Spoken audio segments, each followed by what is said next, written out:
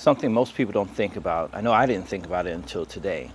And I was sharing with my sons this morning, and yesterday we would have celebrated, Good Friday, which is the celebration around, Christ giving up his life for the world.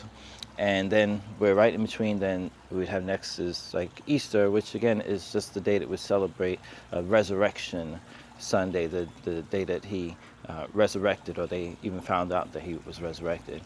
But what we don't think about is that period in between, which is what we are on even today, Saturday.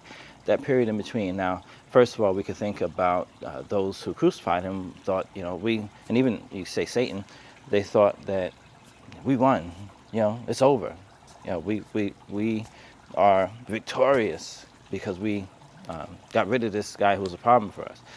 But I spoke with my sons this morning, and let's think about the disciples and what were they experiencing at this point.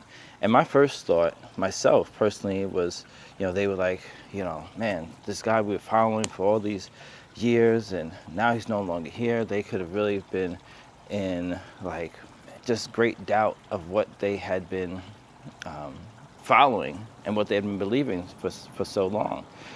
And then as I shared with my sons, and they brought, and this is why it's wonderful to talk to other people and get different perspectives. They brought a couple of other perspectives I really didn't spend too much time thinking about at the time, but I didn't even think about some of these. Well, my son said one of the first responses was grief, which was similar to what I said before. They were grieving. Their friend, their brother, is no longer there. He's died. They've been taken. But then we also had some other emotions that they said brought up too. It could be there was anger. Right? They was angry because now some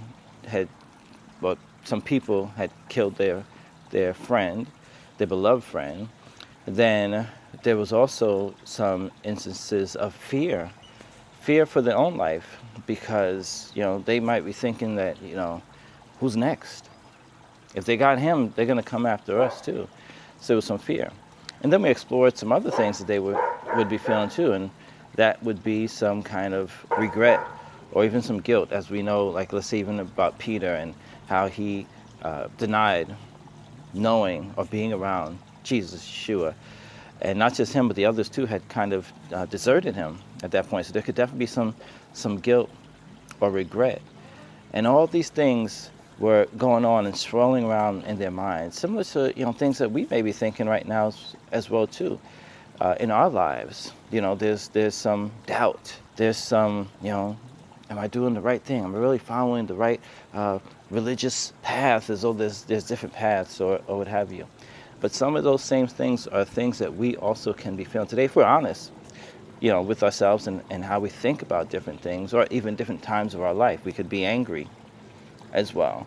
We could be confused. That was another thing we brought up this morning, about being confused as to, man, now he's gone. What's next? And all of these things are even parts of what we say we experience, even as we're grieving.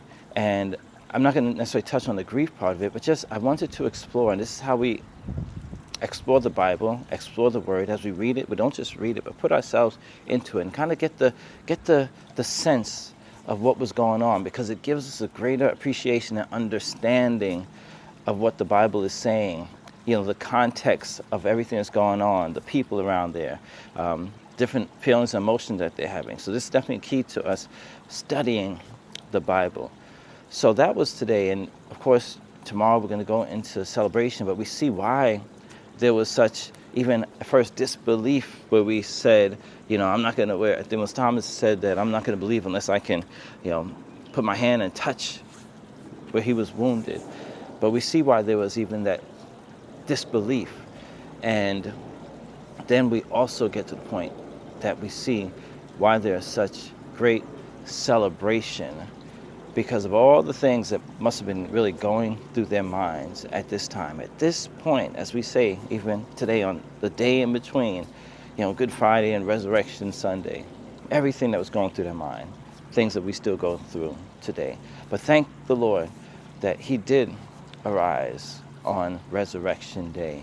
And ultimately, we know that he was victorious. And because he's victorious, we too are victorious.